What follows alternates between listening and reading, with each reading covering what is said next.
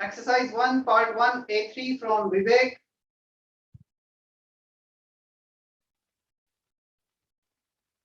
The approximate radius of hydrogen atom is 0.05 nanometer and that of proton is this. Assuming both the hydrogen atom and the proton to be spherical, calculate the fraction of space of an atom that hydrogen that occupied by nucleus. Indirectly, A3 में you have to find out volume of nucleus upon volume of atom. Yes sir, यही find किया, answer अलग आ रहा था.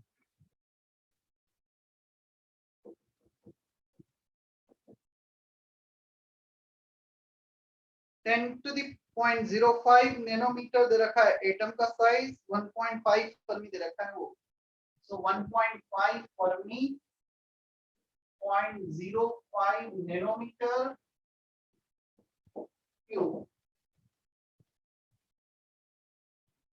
ठीक है, तो इसको हम कन्वर्ट कर देते हैं 0.5 में, -10. 1.5 upon 0.5, 3 का क्यूब 27 और -10 -5 -15. आंसर क्या दे रखा है?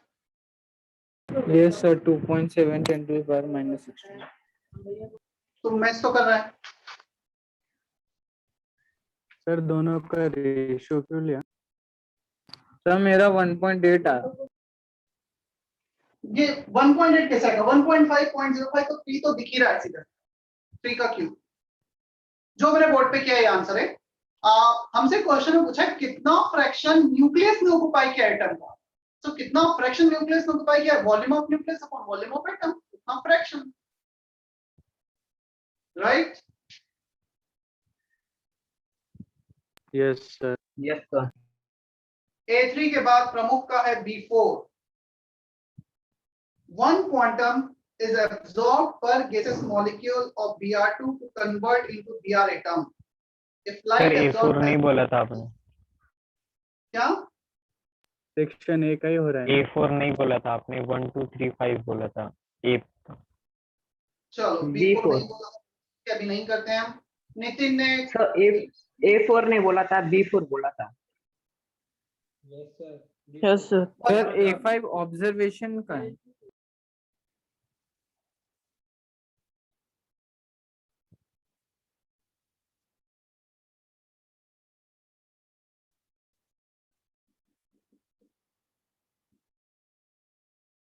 देखो, हमें वेवलेंथ दे रखा है, पूछा है कितना एनर्जी लगेगा. एक Br2 मॉलिक्यूल एक फोटोन एब्सॉर्ब कर रहा है and the energy of photon is given by hc by lambda. Yeah, but you have to report answer in kilojoule per mole. This answer you will get in SI unit joule per atom. Kilojoule में convert करना है. 19.88 10 to the power -26. Wavelength हमें दे रखा है B4 में 5000 angstrom. सब कुछ SI unit में कन्वर्ट किया, ऊपर भी SI नीचे भी SI metre. Joule per atom, joule को किलोजूल में कन्वर्ट करने के लिए बाय 1000 कर दिया. तो जो जूल आ रहा था ये किलोजूल में कन्वर्ट हुआ. ये 1 एटम के लिए है, 1 मोल के लिए एवोगैड्रोस नंबर का मल्टीप्लाई कर. तो आंसर जो मिलेगा kilojoule per mole. This is the answer for joule per atom. Joule for 1 atom, 1/1000 kilojoule for 1 atom into Na kilojoule per mole. Solve कर लेना इसके बाद. Okay sir.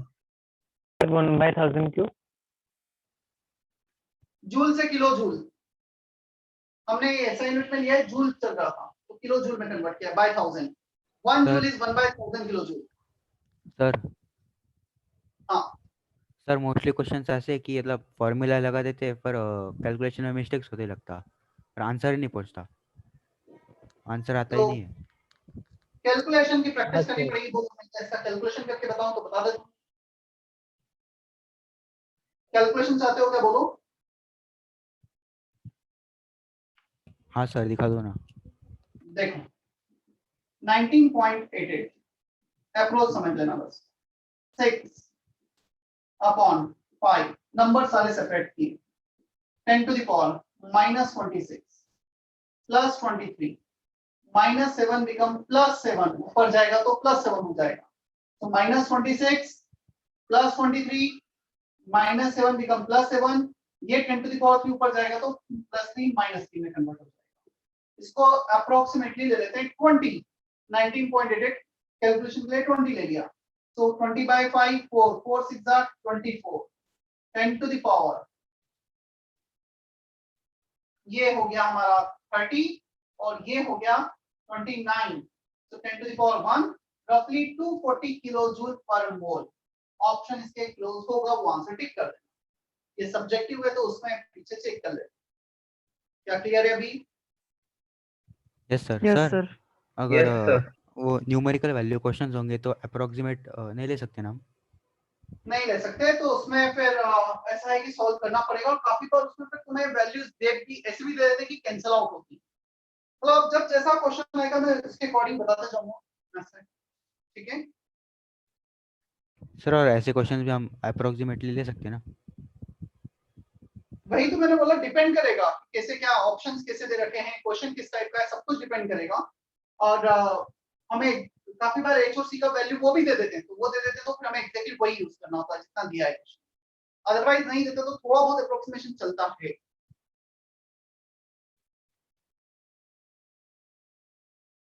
Next, after before, I don't know, Nitin Aditya ने कुछ भी section ABC mention नहीं किया है, मुझे नहीं पता किसमें सेक्शन का है। मानस का है H3, तो H3 तो ऑलरेडी बोर्ड पे कर दिया है। इसके बाद जिसने सेक्शन मेंशन नहीं किया, मुझे नहीं पता चलेगा कौन सा क्वेश्चन है, किस सेक्शन का है, सेक्शन मेंशन करके वापस से टाइप करो। फिर ओजस का है B4, ऑलरेडी अभी B4 किया। C3 सर ये C3 मैंने आपको भेजा भी था सर। हाँ देखा था मैंने, बट मुझे एक्चुअली बहुत ज्यादा टाइम ही नहीं मिला कि उसको सॉल्व करके भेज पाऊं, सुबह से लेक्चर्स वगैरह थे। Consider bourse theory for hydrogen atom, the magnitude of angular sir momentum. C3 आपने नहीं दिया, C1 C2 C4 था। क्या होगा मैंने C3 क्योंकि दिया है कर सर, सकते हैं। 3 दिया है। दिया है सर, आपने दिया है। हाँ, दिया है सर। देखो, velocity is proportional to n square by z, क्या ये पढ़ा है हमने? Yes, sir. Yes sir. Yes. Radius is proportional to, नहीं गलत लिखा है ना, ये पढ़ा है क्या तुमने? z बाय n पढ़ा है ना? Z/N होगा। Yes, sir. हाँ, sir. Radius is proportional to n square by z। N square by Z. n square by z। Angular momentum is proportional to n, ये कहां से आया? L equal to NH by 2 pi, तो h by 2 pi constant हो गया, L is proportional to n, L होता है angular momentum mvr equal to NH by 2 pi, तो n आ गया। तीनों को मल्टीप्लाई कर दो, v into r into l, z by n, n square by z into n, ये z cancel, 1n cancel, proportional to n square. x का value क्या आ गया? 2। आया समझ में? Yes sir. Yes, sir. Sir Yes, एक sir. क्वेश्चन था उसमें हमें वो उसमें पूछा था कि मतलब रेडियस कितना होगा एक न्यूक्लियस का।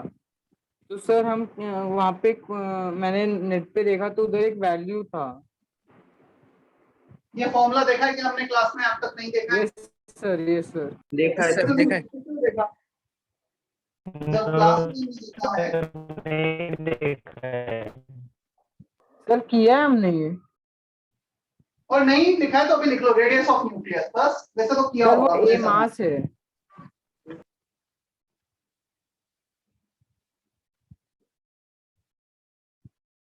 सर हमें कैसे पता चलेगा कि कौन सा लेना है 1.1 to 1.5 में से? If nothing is given, take average 1.3,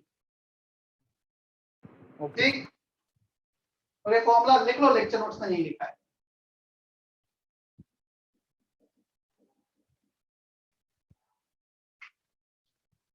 C3 के बाद डाउट था A4 तो दिया ही नहीं था अभी जहां तक मुझे ध्यान है। नहीं किया था ना A4? नहीं सर। No sir. No sir. Distance of shortest approach पे बेस्ड है, वो भी मैंने पढ़ाया ही नहीं। चलो मुझे याद दिलाना, आज डाउट डिस्कशन के बाद मैं सबसे पहले डिस्टेंस ऑफ शॉर्टेस्ट अप्रोच पढ़ा दूंगा, या कराई दूं बीच में भी, बोलो। डाउट सेशन के बाद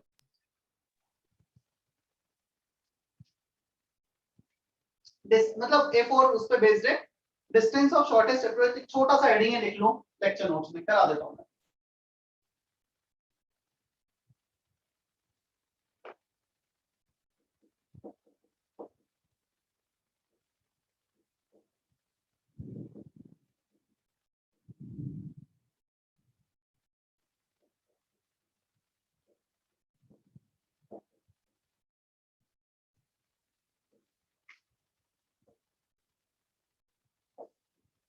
it is a part of Rutherford's model.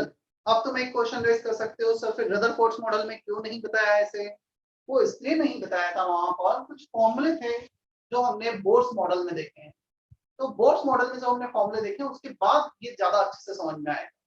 Clear? इसलिए वहां पे नहीं बताया गया था। सर पर रदरफोर्ड का पहले आया था ना?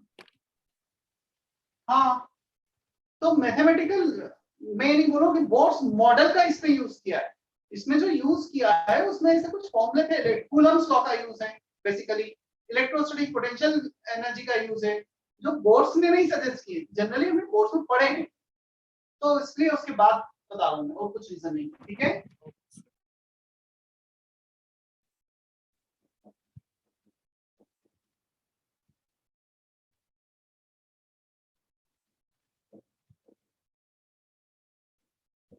लेक्चर नोट्स में लगेगा। लेक्चर नोट्स में लिखना है।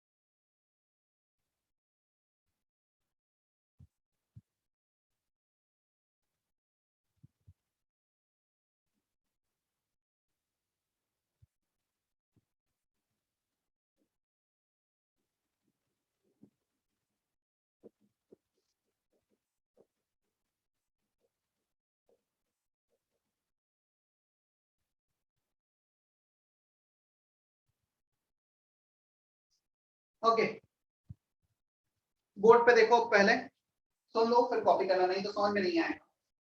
It is the closest distance between nucleus and alpha particle in Rutherford's alpha scattering experiment. When any alpha particle is moving towards the nucleus, it get deviated to 180 degree. ये सबसे ज्यादा close alpha particle nucleus के कब जाएगा? When it is exactly approaching to the line joining of nucleus. वो alpha particle जो यहाँ से गए कुछ ऐसे डेविएट हुए, डेफिनेटली ज्यादा डिस्टेंस रहा होगा तभी तो कम रिपल्शन है। सबसे ज्यादा रिपल्शन इस पे है, सबसे कम डिस्टेंस इसका रहा होगा। So this is the distance of shortest approach between distance between nucleus and the distance between alpha particle which is closest to the nucleus. Distance of shortest approach, जब अल्फा पार्टिकल न्यूक्लियस की तरफ approach कर रहा है उस time पे सबसे कम distance कितना है? Is that okay?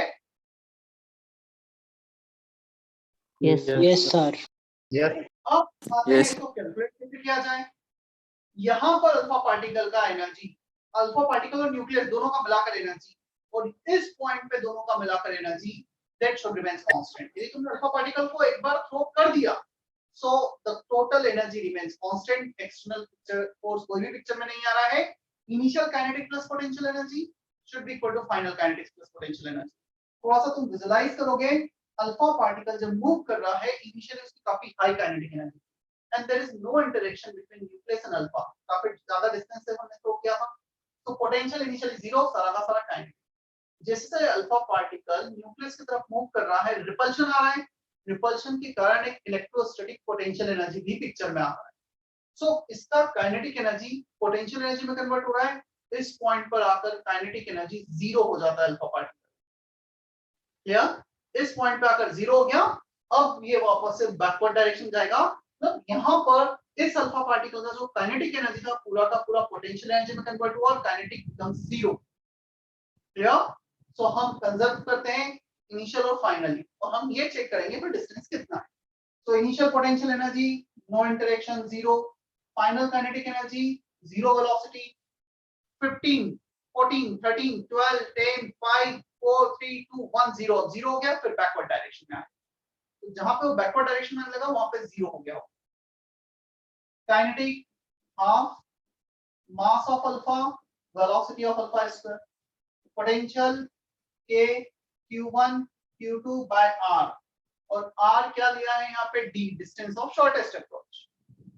या d को क्या लिखोगे k, q1 का value charge of nucleus plus Ze, q2 का value plus 2e, alpha particle का चार्ज दो प्रोटॉनिक चार्ज के इक्वल होता है, सबको आइडिया है इतना, plus 2 relative charge, Yes, sir. Absolute charge 2e, ये Yes, z sir. लिखा है और ये 2 लिखा है, ठीक है,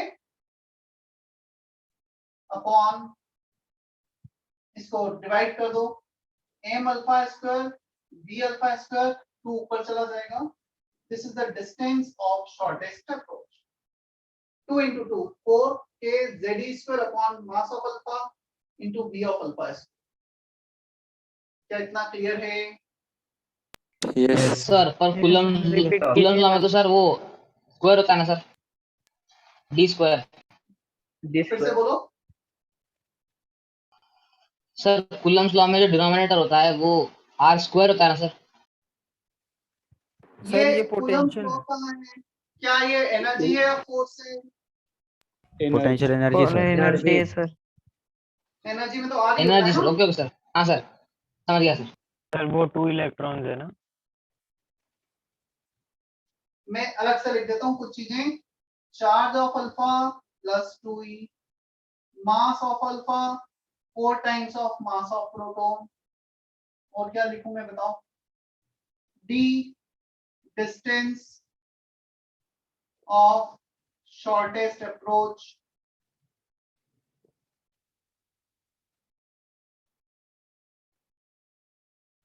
z atomic number, V velocity sir. क्या वी वेलोसिटी है sir. v initial velocity, initial speed of alpha particle. Sir ये कांस्टेंट होता है। नहीं, क्या कांस्टेंट होता है? स्पीड किसी का कोई कांस्टेंट नहीं हो सकता ना, तो जिस स्पीड से हमने थ्रो कर दिया। हाँ, मास ऑफ अल्फा बोलोगे तो वो कांस्टेंट है। सर और चार्ज? चार्ज तुम बताओ कांस्टेंट या वेरी करेगा? सर कांस्टेंट ही रहेगा। बस कांस्टेंट।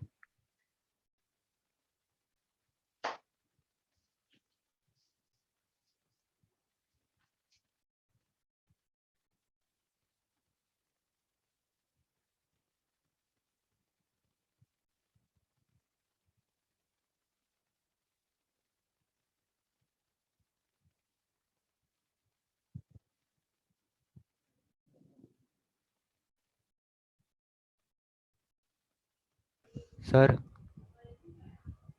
हम्म, सर यहाँ पे इस फॉर्मूला में न्यूमरेटर्स के सारे न्यूमरेटर्स के जो ये वो सारे कांस्टेंट ही है ना, और डिनोमिनेटर वेरिएबल्स है।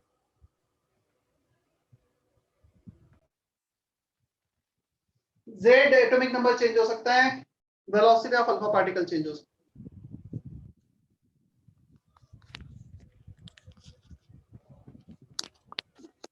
हो गया है कॉपी?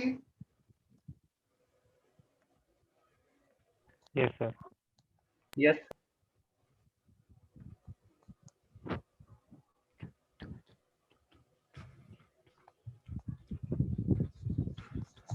सर वो d इज इक्वल टू क्या है नीचे? सॉरी,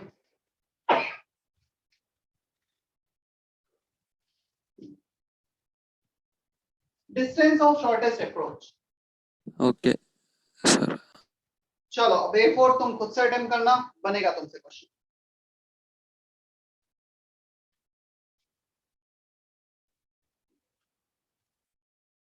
A4 के बाद था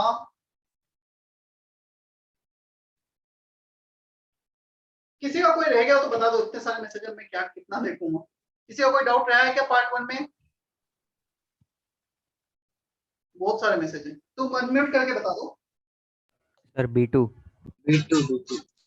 B2 How many photons are emitted per second by 5 milliwatt laser operating at this? D2 में कॉन्सेप्ट नहीं समझ में आया या क्या हुआ बताओ। सर कॉन्सेप्ट समझ गया, क्वेश्चन फॉर्मूला नहीं लगा समझ- दिए और पर लेकिन एक इसका कैलकुलेशन क्वेश्चन में किया प्रॉब्लम आ है रहा हमने, है। पावर दे रखा था कितने फोटोन्स पर सेकंड एमिट हुए हैं। हाँ sir, NYT power equal to E total by time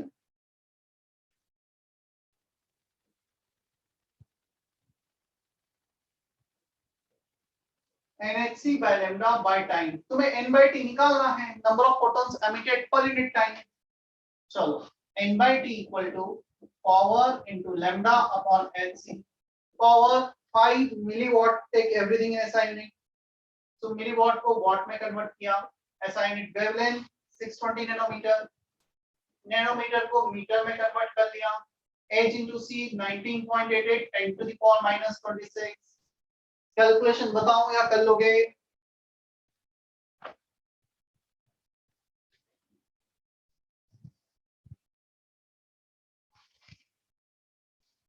क्या कैलकुलेशन कर लोगे अब?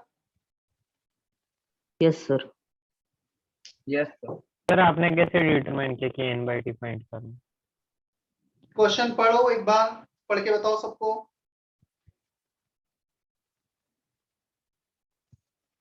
मुझे भी सुनना है, पढ़ो। How many photons are emitted per second by 5 milliwatt laser operating at 620? बस हाउ मेनी फोटॉन्स एमिटेड पर second means number of photons emitted upon time. कितने फोटॉन्स पर सेकंड एमिट हो रहे हैं, सो नंबर ऑफ फोटॉन्स होता है n पर unit time पर सेकंड। आया समझ में या नहीं आया? Yes sir. यस वैसे इसका एक क्वेश्चन मैंने क्लास में दिया था, मुझे याद है, नंबर भी 40 वॉट दिया था शायद। सर चलो after B2 any sir other C4 doubt? एक बार C2 बताओ ना। C2 the velocity of electron in first orbit of hydrogen atom is this, what is the value in? क्यों बताऊं मैं C2? मुझे तो तुम ये बताओ क्या है ऐसा C2 में बताने लायक? सर इंटू 3 करना पड़ेगा। अरे रेडियस का फॉर्मूला क्या है? 1/3 सर डिवाइडेड बाय 3 करना पड़ेगा बस, और कुछ नहीं है। डिवाइडेड बाय 3 को करना पड़ेगा यार, फॉर्मूला है R0 n square by z, n का वैल्यू 3 रखो, खत्म क्वेश्चन। हाइड्रोजन है Z1, n का मल्टीप्लाई। मतलब ये क्वेश्चन तो बनना चाहिए, direct straight forward formula based है, राइट?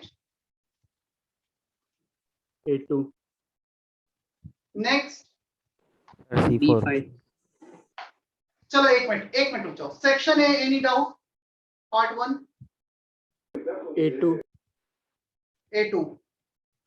A2 कर दिया है बोर्ड पे सॉल्व ऑलरेडी। कौन था ये, सो रहा था क्या? तो कौन है भाई, बताओ अपना नाम।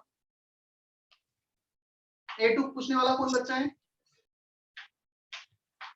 C4 A2 करा तो है मैंने बोर्ड पे सॉल्व, सबसे पहला ही क्वेश्चन A2 किया था। कैलकुलेशन पूछा वो भी पूरा बताया मैंने। Next section A any other doubt? Sir A4 में sir R0 is equal to 1.3 into 10⁻⁻15 metre दिया है, वो क्या है सर R0? अरे यार मुझे ये अच्छा नहीं लग रहा है, तुम मतलब क्या कर रहे हो, मुझे तो समझ में ही नहीं आ रहा है। इतनी शॉर्ट मेमोरी कैसे हुआ है तुम्हारी? अभी तो लिखा था मैंने 1.12 1.5 और पूछ रहे R0 क्या? 1-2 मिनट भी नहीं हुए लिखे को, रब किए को, FM वो फिर बोला इसे लिख भी लो। क्या कर रहा है पार्टनर? लिखा था नहीं लिखा था? सॉरी सर, हाँ सर वो कैपिटल R0 सॉरी सर। वहां भी कैपिटल आर नॉट है, मैंने भी कैपिटल आर नॉट ही लिखा था। तो फिर बोला भी ना, किसी ने पूछा सर दोनों में से क्या ले, फिर बोला एवरेज वैल्यू ले लो 1.3, वही दे रखा है। फोकस करो सभी, मतलब मुझे ये बिल्कुल प्रॉब्लम नहीं कि मैं तुम्हें डाउट नहीं बताऊं, बट ये है कि यदि तुम फोकस करोगे तो बहुत सारी चीजें जो रिपीट हो रही हैं एटलीस्ट वो चीजें बैठती जाएगी दिमाग में। क्लियर? मतलब जैसे एक क्वेश्चन मैंने बता दिया, फिर वापस से यस वही सर, क्वेश्चन। Sorry sir. हाँ मतलब तेरा नहीं करो, अभी किसी ने वापस से आदित्य ने पूछा वो क्वेश्चन, तो आदित्य तुम कहाँ थे जब मैंने A2 सॉल्व किया?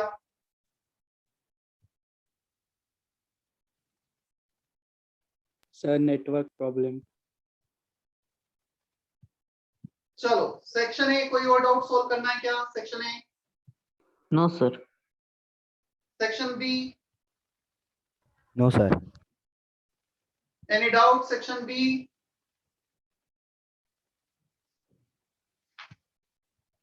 किसी का भी नहीं है सेक्शन बी? Section C? तो C4 बताओ ना sir. C4 find the ratio of time period. Time period तो नहीं बताया ना मैंने तुम्हें, भैया बता दिया है। नहीं सर। बताया था सर। फ्रीक्वेंसी नहीं, इक्वल टू sir. 1/t। बताया था सर। वो पता है, वो फॉर्मूला पता है एक सर। मिनट, टाइम पीरियड आज बताऊंगा मैं, मतलब आज यदि टाइम मिला तो आज बताऊंगा। टाइम पीरियड नहीं हुआ अभी इस बैच में। नेक्स्ट सर पार्ट 1 खत्म हो गया। Complete part 1। चलो पार्ट 2 पे चलते हैं अब हम। Part 2 section A, any doubt section A?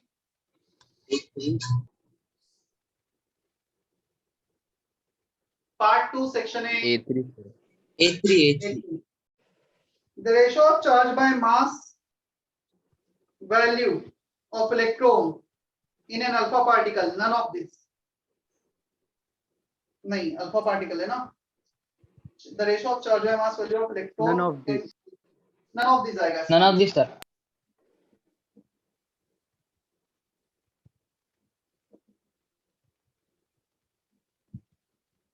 Sir beta particle के साथ 1:1 आता है सर ना? 1837 हो जाएगा।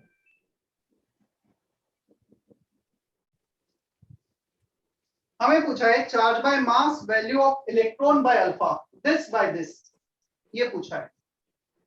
क्लियर? सो इलेक्ट्रॉन चार्ज -1, मास 1/187, अल्फा चार्ज 2, मास 4, इन दोनों का रेशियो लोगे, एक भी ऑप्शन मैच नहीं कर। None of this. Sir beta particle के साथ 1:1 आता। बीटा पार्टिकल के साथ रेशियो 1:1 आता है इलेक्ट्रॉन का। बेसिकली बीटा पार्टिकल और इलेक्ट्रॉन दोनों सेम ही, अलग है ही नहीं, तो 1:1 आएगा ही ना। मतलब वो क्वेश्चन ऐसा हुआ, the ratio of charge by mass of electron and electron, electron by electron, तो बनाना ही है। Beta particle is nothing but just a beam of electron. Next section है A5. A, 5. fraction of volume occupied by the nucleus नहीं with बोला respect था to sir the आपने। volume. Answer is ये होगा ना -5 सर? का क्यूब -15, ए ऑप्शन।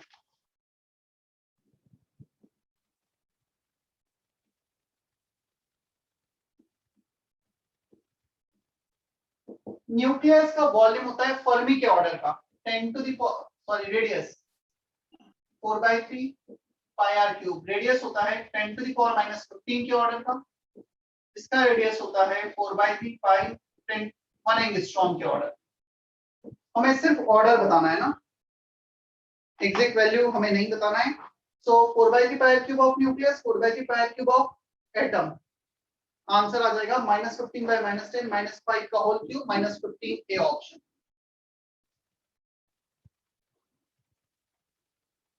क्लियर?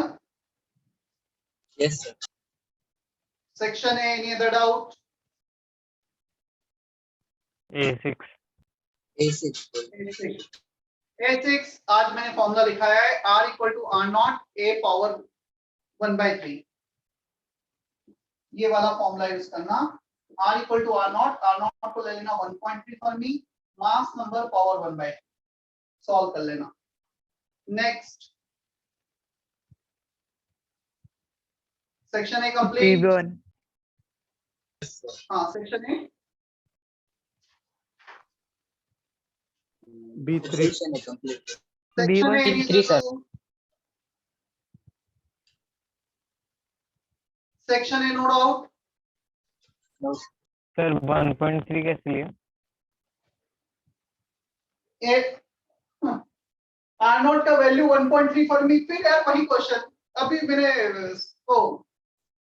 ओजस को डाटा था इसी बात पे कि फॉर्मूला लिखा है, फिर ओजस ने पूछा वापस से, तू भी वही पूछा 1.3 फॉर मी कहां से आया। R not mass number sir वो हमेशा 1.3 लेंगे क्या? आपने वो रेंज दी अरे थी। यार ऐसा ऐसा क्यों कर रहे हो तुम मेरे साथ? अभी मैंने पूरा डिटेल में लिखा और बोला है कि लेक्चर नोट्स में लिखना है। R not equal to 1.1 to 1.5 for me. फिर किसी ने पूछा सर कुछ भी नहीं दिया तो क्या लेंगे? मैंने बोला एवरेज वैल्यू लेंगे 1.3। तो ऑलवेज कैसे आ गया? यहाँ पे कुछ नहीं दिया इसलिए 1.3, कुछ दिया होता तो वो ले लेते हैं। तुम सुनो लेक्चर सब फोकस थोड़ा सा रहो। मतलब अगेन मैं बोल रहा हूँ, मुझे तो कोई प्रॉब्लम नहीं, 2 रैंक 10 बार बताऊंगा, बट ऐसा है कि हम जेई की प्रिपरेशन कर रहे हैं, थोड़ा फोकस करके नहीं बैठेंगे तो हमें एडवांस लेवल तक जाने में थोड़ा मुश्किल होगा। ठीक है? मतलब एक ही लेक्चर में एक फॉर्मूला, वो भी r equal to r not a to the power 1/3 मुझे 3 बार एक्सप्लेन करना पड़ रहा है। मतलब कहीं ना कहीं फोकस कम है फिर हमारा। चलो section B. Sir B3 B3. B3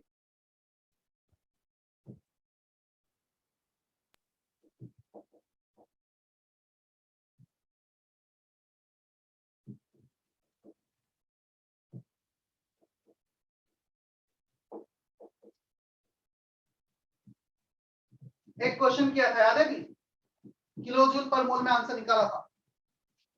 yes sir.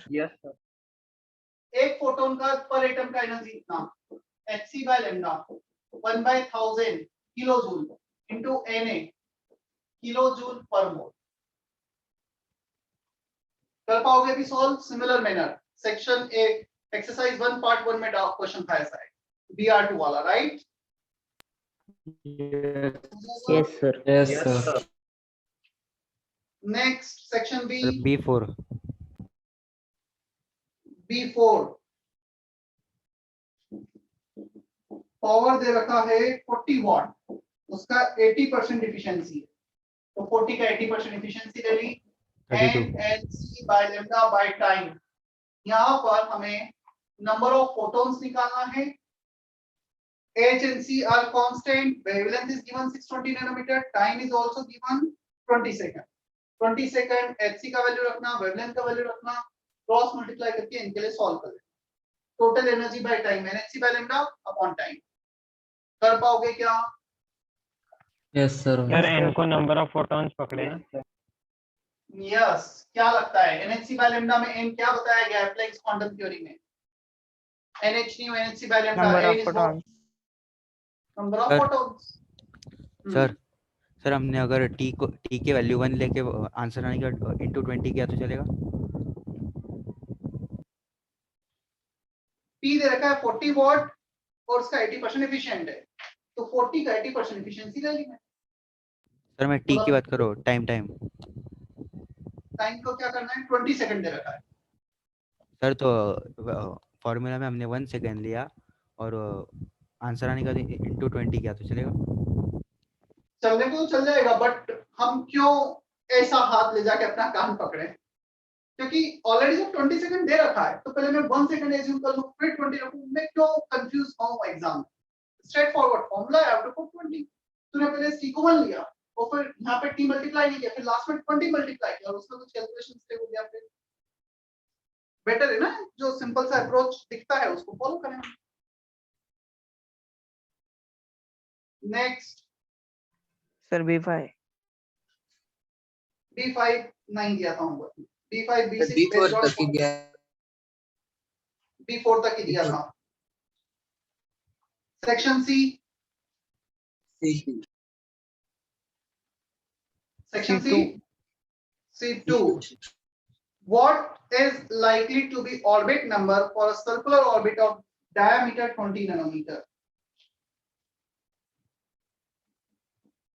Radius 10 nanometre दे रखा है।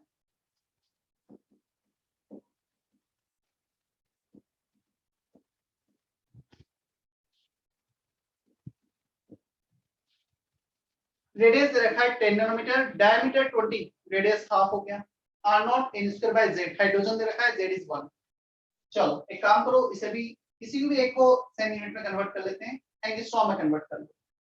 सो 10 nanometre 100 angstrom divided by 0.529 angstrom equal to n square, दोनों तरफ अंडर रूट ले लो, 100 बाय 0.529 इक्वल टू n। छोड़ दो उतना कैलकुलेशन तुम्हारे लिए।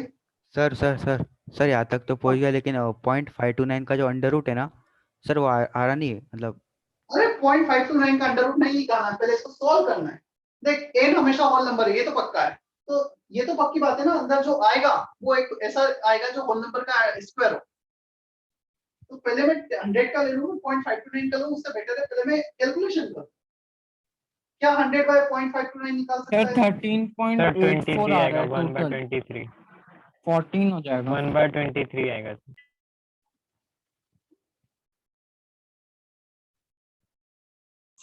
सर एन होल नंबर नहीं आ रहा है, पॉइंट में जा रहा है। देखते हैं, रुको।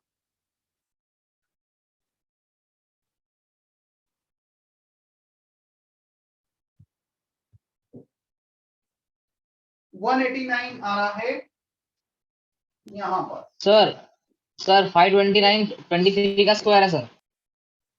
189 15 का स्क्वायर 225, 14 इंटू 14 कितना होता है?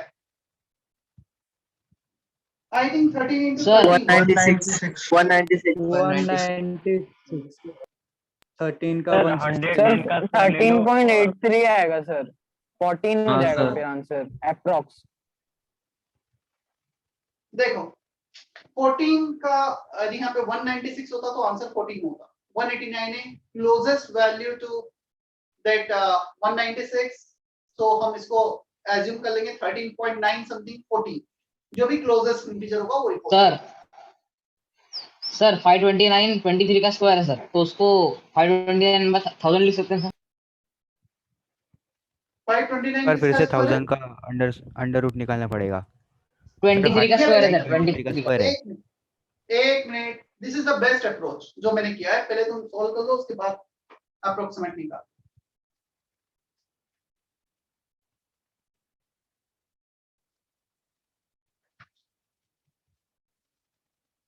ठीक है, सर ऐसे अप्रॉक्स ले लेके हमें ऑप्शंस करेक्ट मिल सकते हैं, मतलब पेपर चल रहा होगा तो। हाँ ऑब्जेक्टिव में ऐसा करना पड़ता है। चलो section C, any other doubt? Sir C3 C C3 नहीं गया। सर C3 नहीं दिया था। C4 C4, the velocity of electron in first orbit of hydrogen is v. What will be the velocity of electron in third orbit of Li2 plus? Answer V V. ये option. चलो कैसे solve करना है देखना।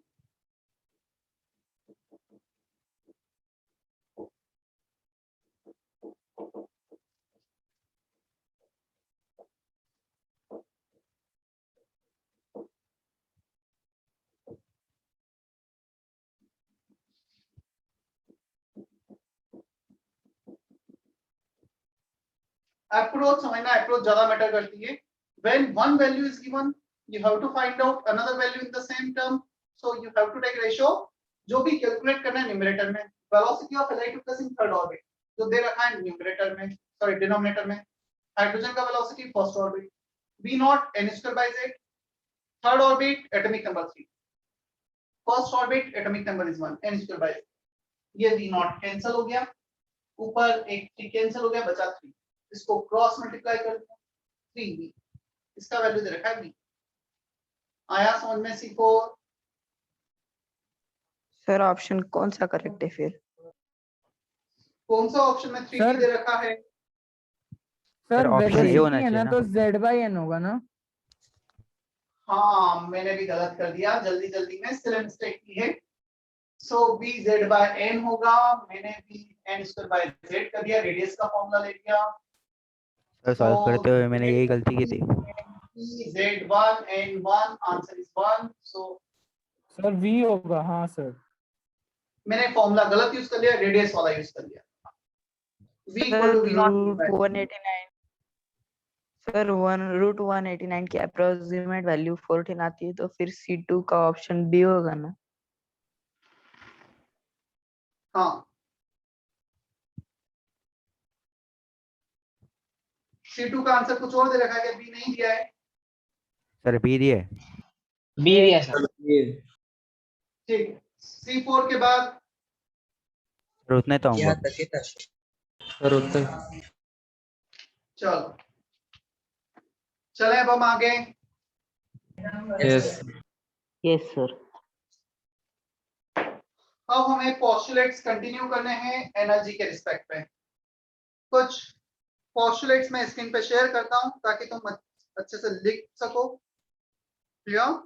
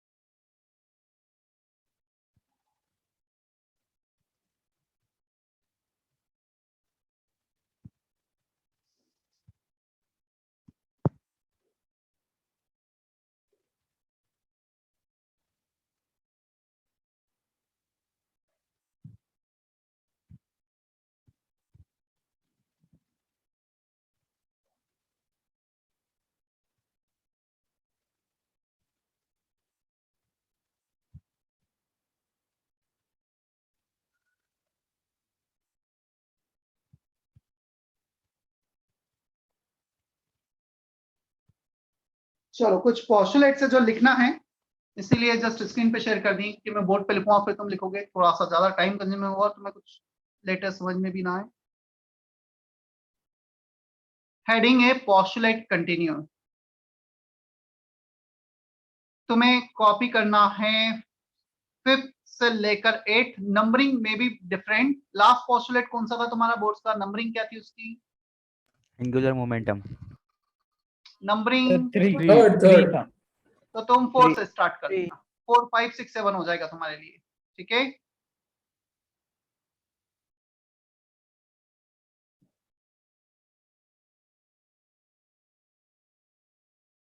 Sir हम भी वो postulate continuity डाल।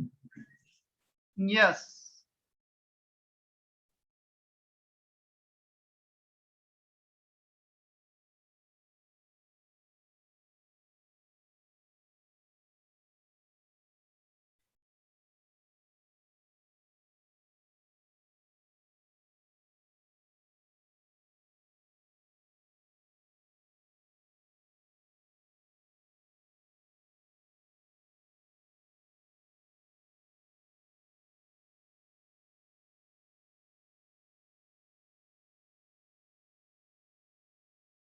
सर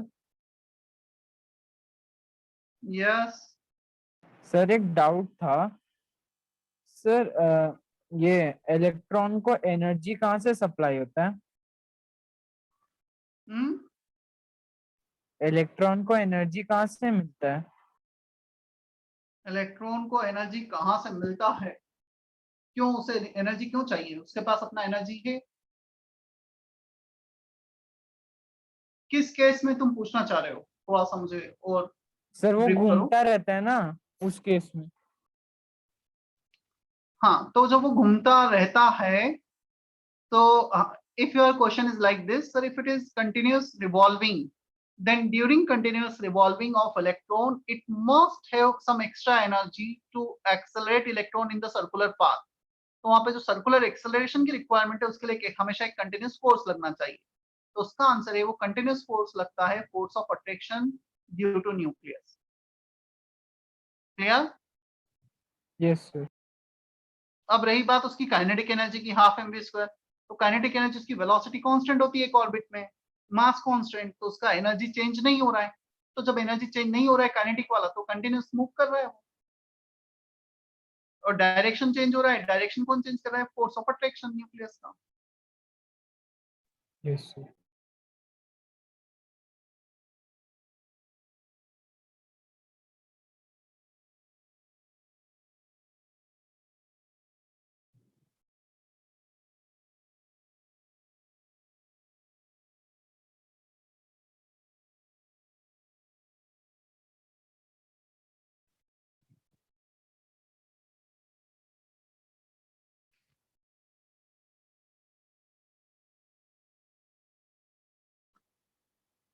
अभिजीत गायकवाड़, अर्चिसा, आयुष, समझ में आ रहा है जो चल रहा है अभी? यस सर, समझ रहा है।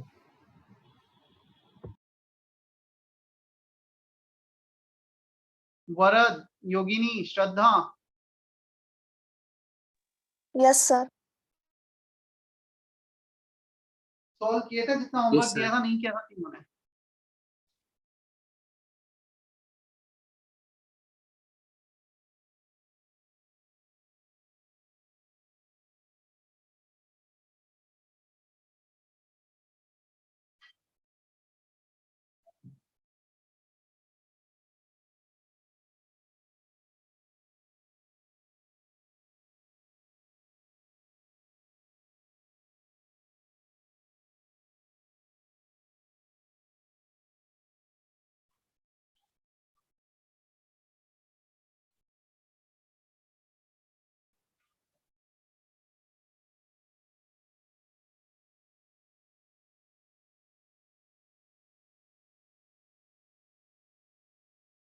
हो गया कॉपी?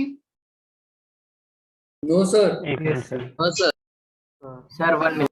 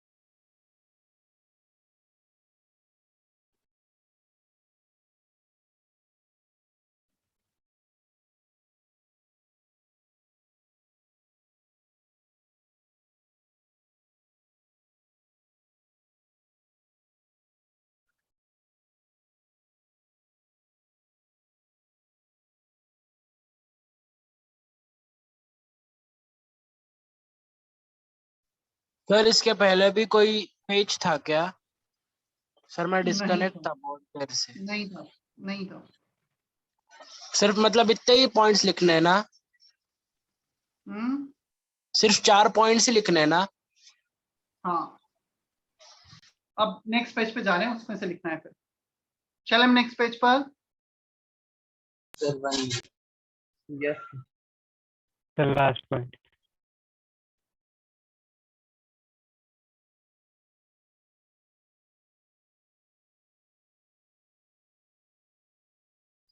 सर हो गया।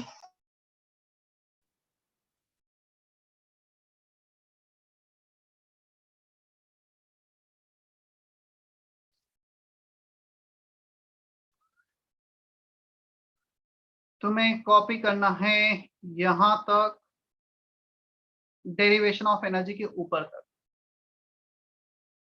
और जल्दी से कॉपी करो क्योंकि ये सारे पॉइंट्स मुझे बोर्ड पे एक्सप्लेन करने। Vivek, do you want to say something? You raise the hand.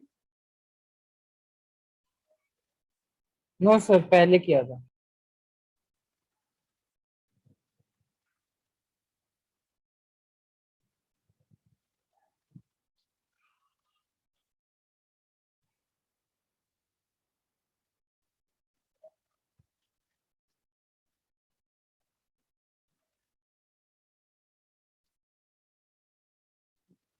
किस किस के घर के बाहर बारिश हो रही है अभी?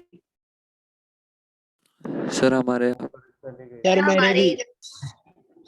मेरे इधर भी, हमारे यहाँ हो रही थी।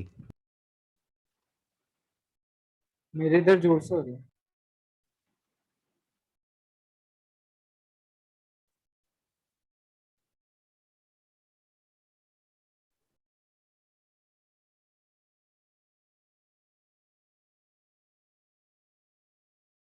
चलो done. Wait, sir. Yes, sir. No, sir.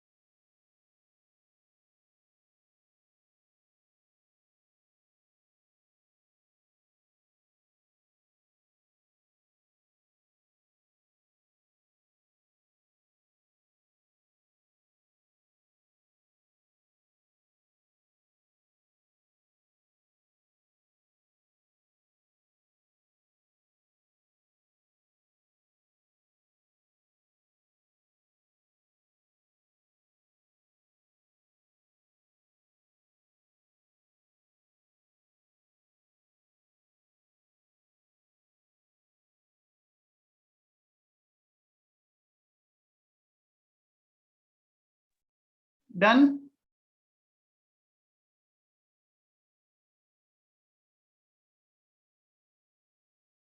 हो गया।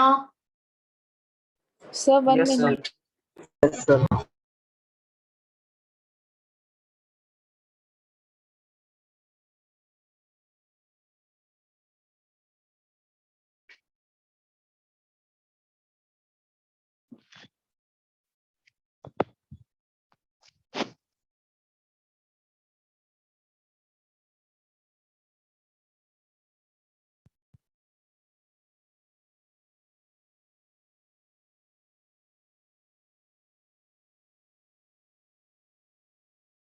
चलो ये सारे पॉइंट्स में एक बार एक्सप्लेन कर देता हूं। यहां पर सबसे पहले बोला गया energy of electron is always constant when it present in a given orbit.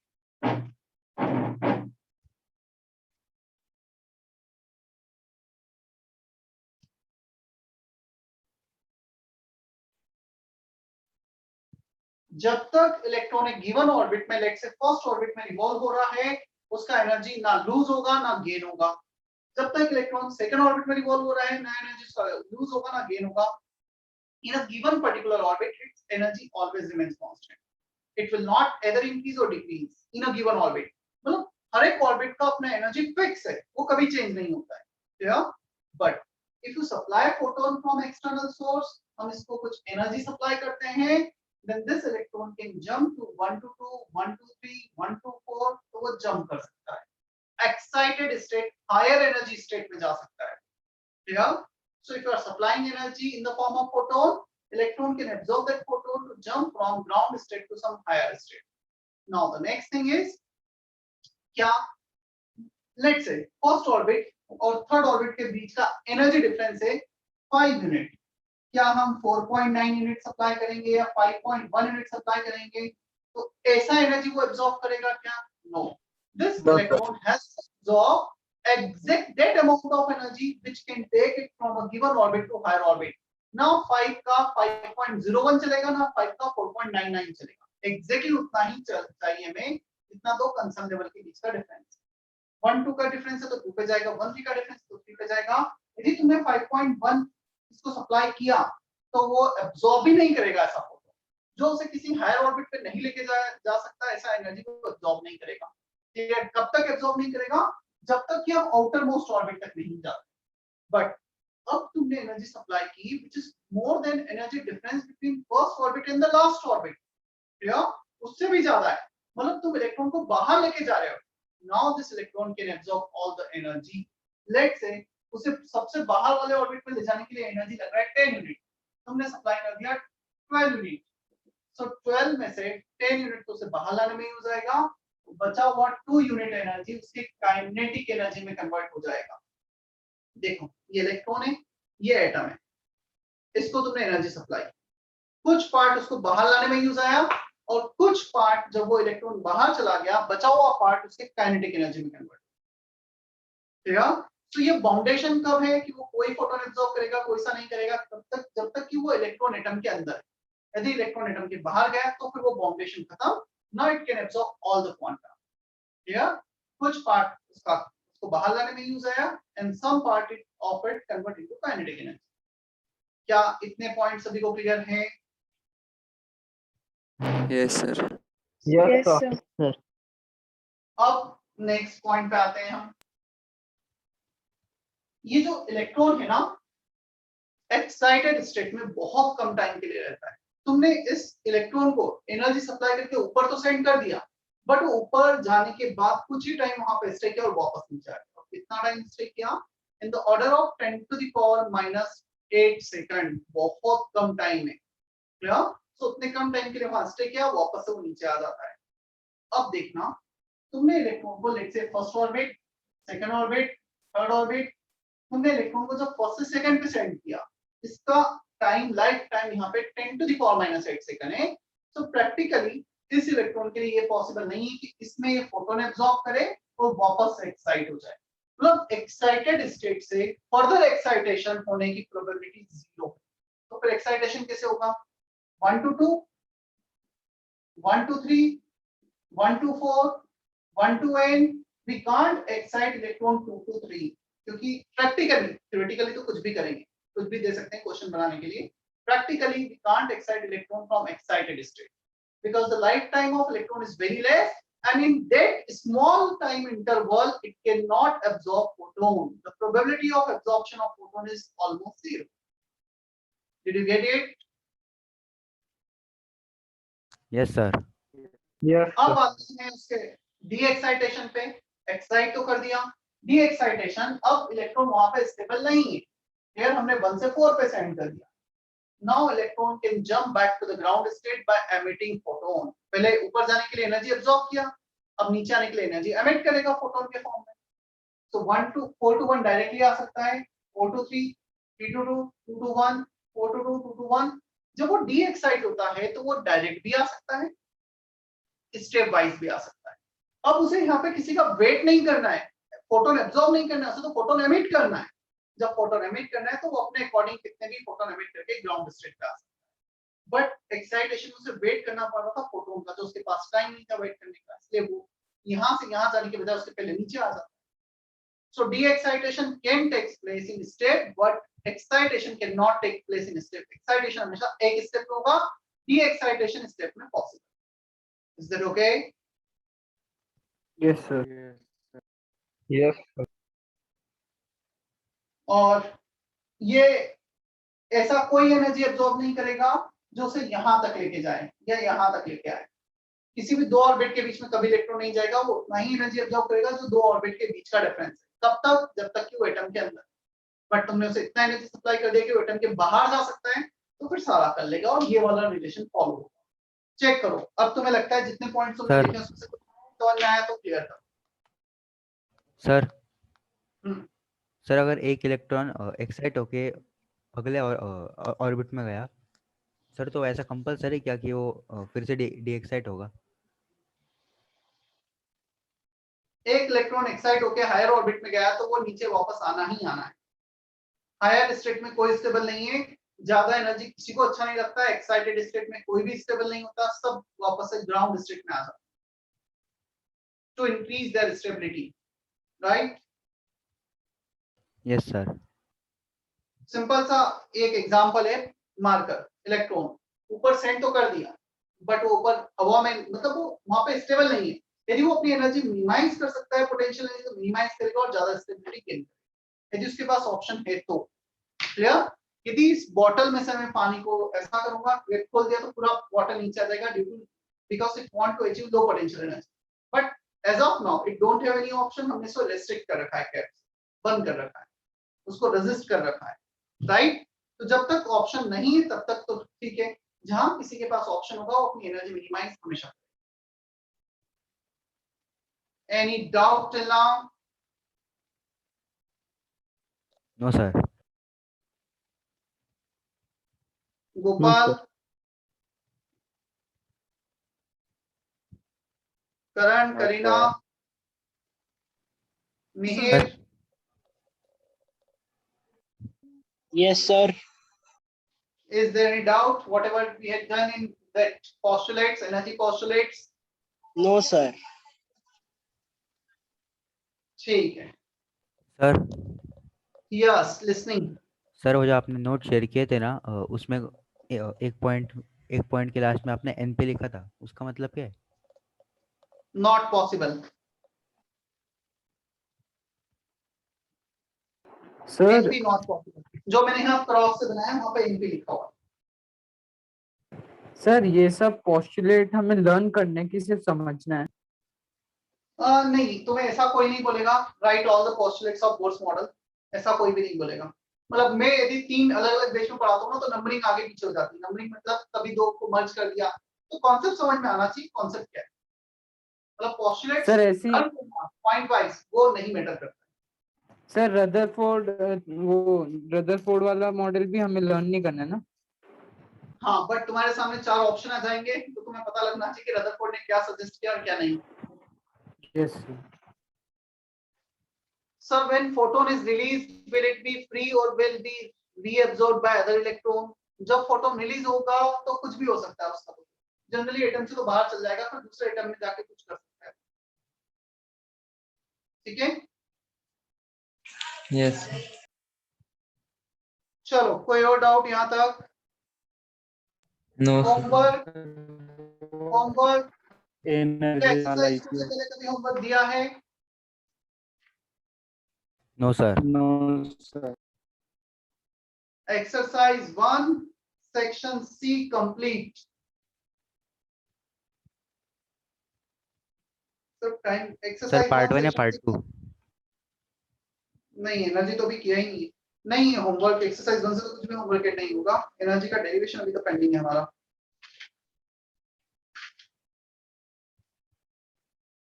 Exercise 2 मैं बोर्ड पे लिखता हूँ होमवर्क, एक्सरसाइज 2 से होमवर्क रहेगा इस बार।